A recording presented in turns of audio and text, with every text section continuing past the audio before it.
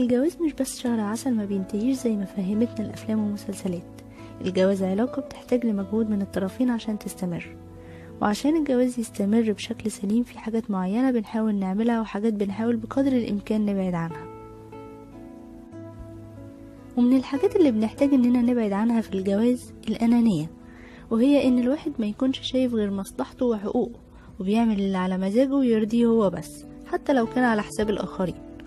الشخص الأناني عنيد وما بيتنزلش، وعشان كده الست أو الراجل الأناني بينشر في البيت الغضب والمشاعر السلبية، لأن أفراد الأسرة اللي معاه شايفين ان رأيهم واحتياجاتهم ملهاش اعتبار، بسبب ان الشخص ده ما بيعملش غير اللي هو شايفه صح وفي مصلحته. تاني حاجة الغيرة الزيادة عن اللزوم، والغيرة بترتبط دايما بقلة الثقة بالنفس والشعور بالنقص، وده بيكون نتيجته ان لما شخص غيور جدا يتجوز بيأثر عليه حاجات خارجية، زي ان الطرف التاني يتعامل مع افراد الجنس الاخر حتى لو كان في حدوده الطبيعية. لازم الست او الراجل اللي يعرف ان مراته عندها استعداد عالي للغيرة ما يعملش حاجة تثير الغيرة عندها من البداية. الغيرة العادية المعتدلة ليها تأثير ايجابي اكتر، لان الغيرة علامة على الحب، وانعدام الغيرة دي حاجة مش صحية، لانها بتدل على ان مفيش عاطفة بين الطرفين. تالت حاجة الخوف، ومعناه ان طرف يتوقع الألم والزعل من الطرف التاني، وبيحصل الخوف غالبا عند الست. الطرف الخايف غالبا اتعرض في صغره لحاجة خوفته، والخوف ده بيزيد لو حصل من الطرف التاني حاجة خوفته زي ضرب او اهانة او يكون هدده بالحاجات دي.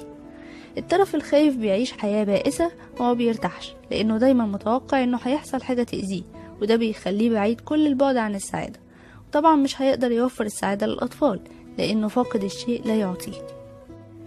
رابع حاجة الدونية أو عقدة النقص، وفي فرق كبير بين الإحساس بالنقص وعقدة النقص. الإحساس بالنقص طبيعي وعادي، زي إنك تحس إنك أقل من شخص تاني في الثروة مثلا، وده أحيانا بيكون دافع وحافز للاجتهاد.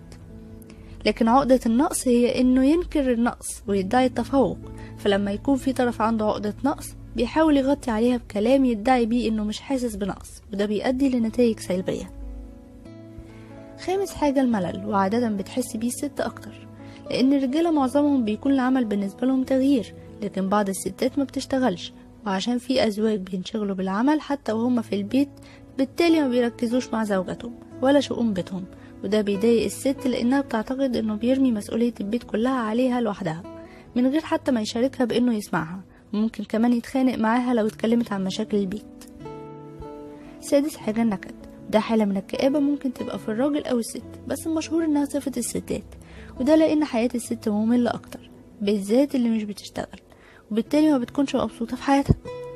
الشخص النكدي بيعبر عن نكده بطرق مختلفة، يعني مثلا لو كان الراجل صامت والست بتتكلم فبتضطر إن هي تسكت وهي متضايقة لأنه مش بيبادلها الكلام أو حتى بيعلق على اللي بتقوله.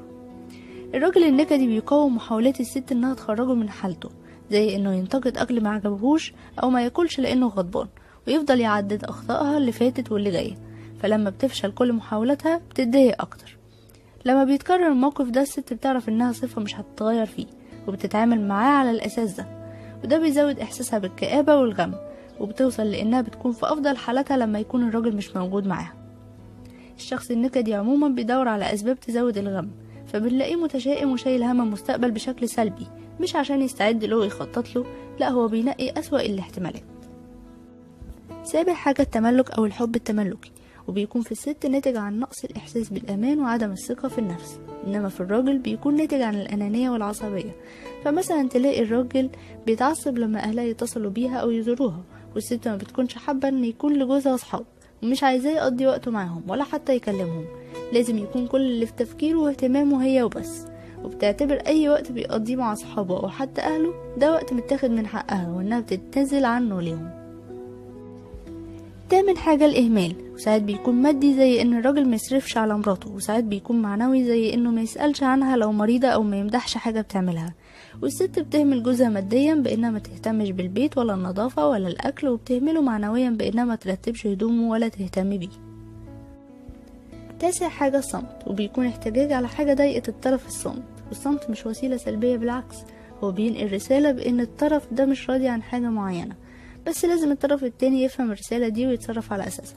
ساعات بيكون الصمت عند الراجل مش شرط اعتراض على حاجة معينة، هو بس بيكون مجهد بعد ما بيرجع من الشغل، وبيكون عارف ان الكلام مع مراته في الوقت ده هيخليه ينفعل ومش حابب يعمل مشاكل. لكن الصمت عند الستات دايما بيكون اعتراض، لانها بتكون طول اليوم ما اتكلمتش مع حد، حتى لو كانت بتشتغل بيكون في حدود الشغل، وهي محتاجة تتكلم مع جوزها في شؤون البيت ومسائل العائلية. اخر حاجة العناد، والطرف العنيد بيخلق العناد عند الطرف التاني. العناد معناه ان الشخص يتمسك برأيه حتى لو ظهر ان الرأي ده غلط، فبيتخيل ان رجوعه عن رأيه ده بيمس كرامته. ده سوء فهم بيخليه يسبب مشكلات ليه واللي حواليه.